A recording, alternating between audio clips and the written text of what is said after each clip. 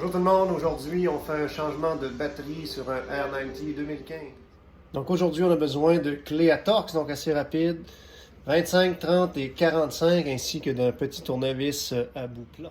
Donc sur le modèle ici, on doit enlever les braquettes qu'on voit juste ici, 45, 30, 30, même chose de l'autre côté.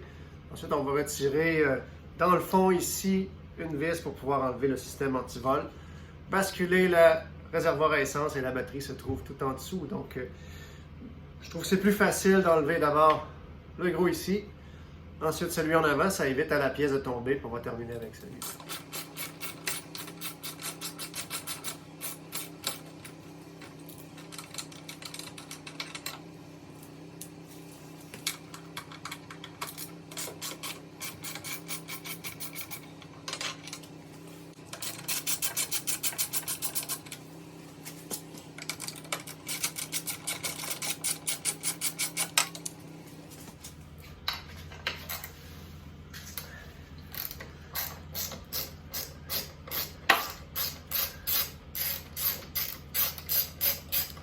Toujours faire attention de ne pas aller cogner le réservoir avec nos outils. Des fois, on s'emballe un peu.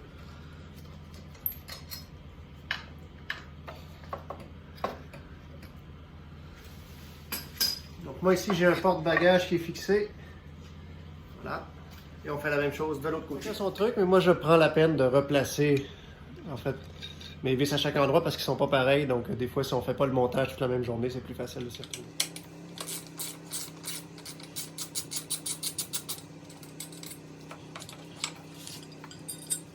Pour pouvoir enlever le système antivol, on a une T25 qui est juste en plein milieu, sous la bande positive. Pas besoin de déconnecter les fils, ça va tout venir ensemble.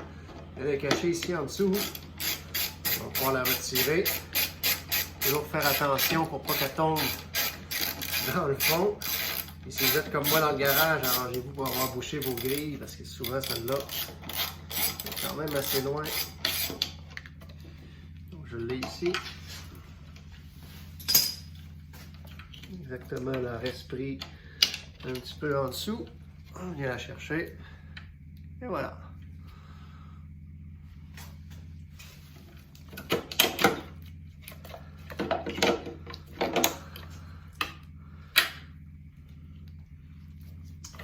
Donc vous voyez, deux petites clips, touc. Et on peut venir mettre ce module-là de côté, sans nécessairement besoin de le débrancher, juste parce qu'on va pivoter tout à l'heure le réservoir à essence là-dessus. Il y a une petite crampe ici aussi qui vient tenir, donc on peut l'enlever pour pouvoir la tasser vers la gauche, être certain de rien briser quand on va bouger le réservoir. Prochaine étape, toujours avec notre T25, on va venir enlever ici le couvert du côté gauche de la moto. Et sur les anciens modèles, vous avez une espèce de plug ici pour le dynamo qu'on peut retirer pour pas que ça vienne nous gêner quand on va enlever le réservoir à essence.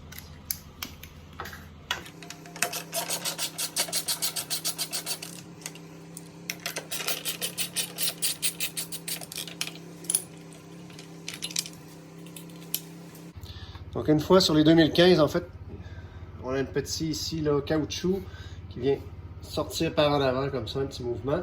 Il y a d'autres modèles plus récents qui ont des pinces, si on veut, donc on tire vers nous. Pas besoin de défaire celle-là. Celle-là, c'est simplement pour la petite moulure.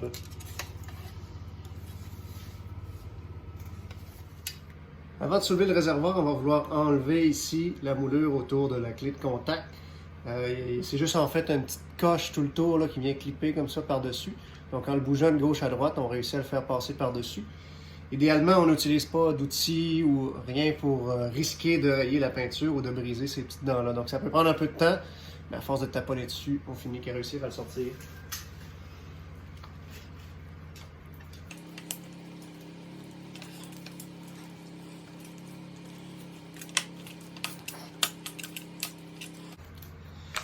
C'est serré, mais ça y va.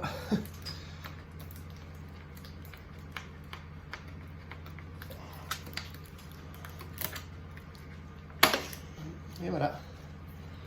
Donc je vous montre, c'est toute une série de petites dents qui viennent clipper. Quand on le remet, on a simplement à pousser dessus et ça va retourner. Maintenant, notre réservoir a 3 points d'appui principaux. J'ai du T30 ici en arrière qui est comme un pivot. Donc en fait, on va le lousser, mais on ne va pas l'enlever au complet pour être capable de pivoter sur cet axe-là. Et ensuite, on a les T45 en avant. Je baisse un peu la caméra qu'on voit. Hop!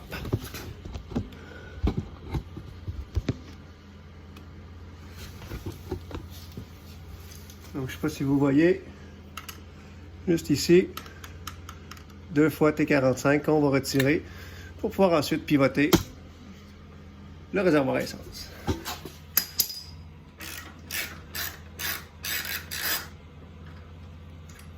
Donc, comme je disais, on met ça lousse, mais on n'a pas besoin de l'enlever complètement. Il faudra juste pas oublier de la resserrer par après. Donc, je ne sais pas si vous voyez, T45 ici. Toujours y aller doucement pour pas avoir de problème sur la tank à gaz. Lui aussi se trouve avoir une bonne vieille rondelle, pardon. On va faire essayer de ne pas perdre en la retirant. Donc, voilà, voici. Voilà. Même chose de l'autre côté.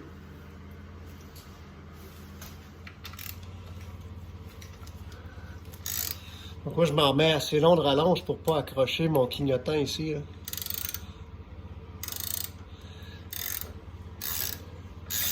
On remarque que ça peut se faire avec un peu plus petit mouvement, mais je préfère être plus loin pour ne pas risquer d'endommager le réservoir ni le clignotant. On y va.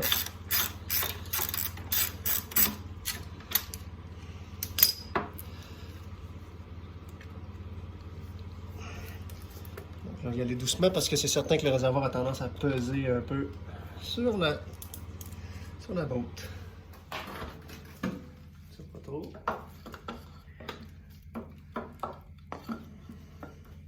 Parfait. On va mettre comme ça. Je peux écraser des fils. Là. Voilà. C'est bon. Merci. C'est très orienté. Une fois qu'on a soulevé la tank, je l'ai stabilisé avec un petit bout de bois. On a ici 2 connecteurs. 1, 2. Alors avec un petit tournevis, on va juste aller soulever la petite cape ici du connecteur pour aller ensuite pouvoir... C'est plus comme une torsion en fait que d'autres choses pour pouvoir le déconnecter. Faites attention de remarquer lequel est lequel. Là. Comme moi, celui que les fils sont dénudés va en haut, puis celui que le fil est complet va en bas. Puis ensuite, on va aller enlever, même chose, les arrivées d'essence. Comme ça ici, tic, tic.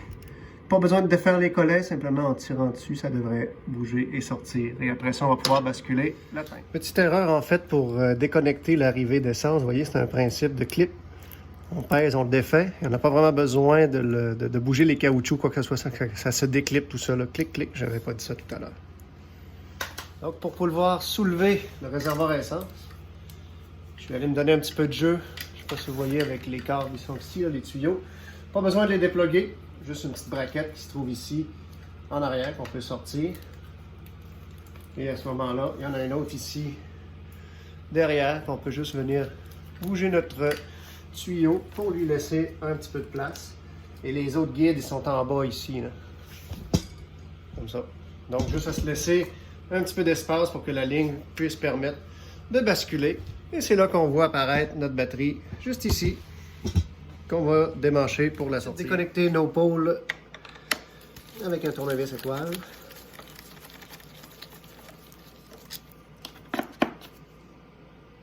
De l'autre côté.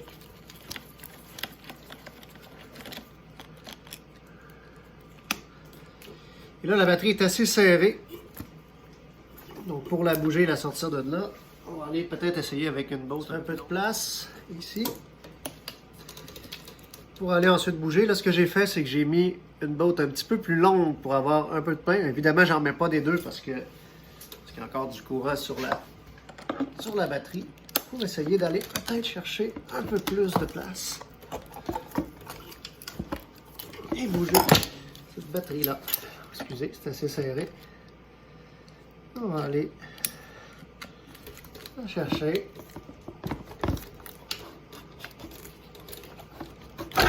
Et voilà.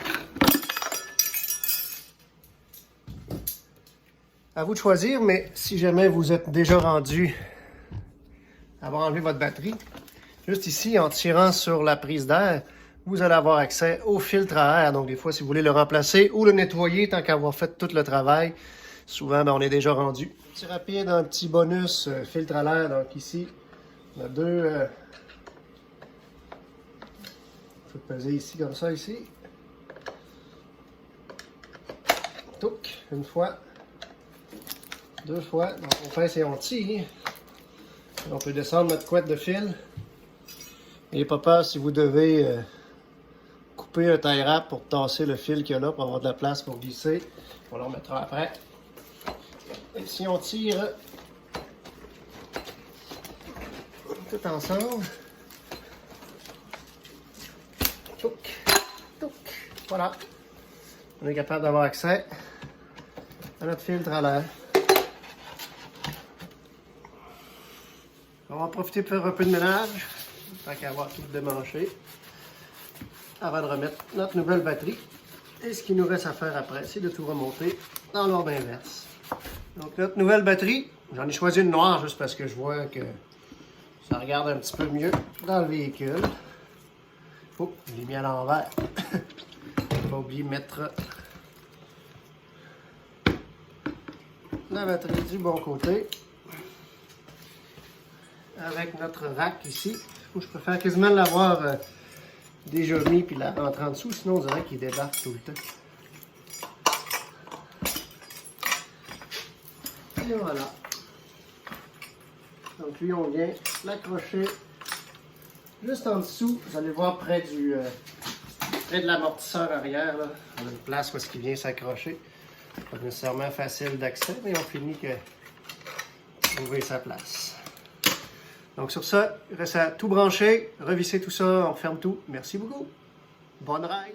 Un petit test avant de tout arrêter.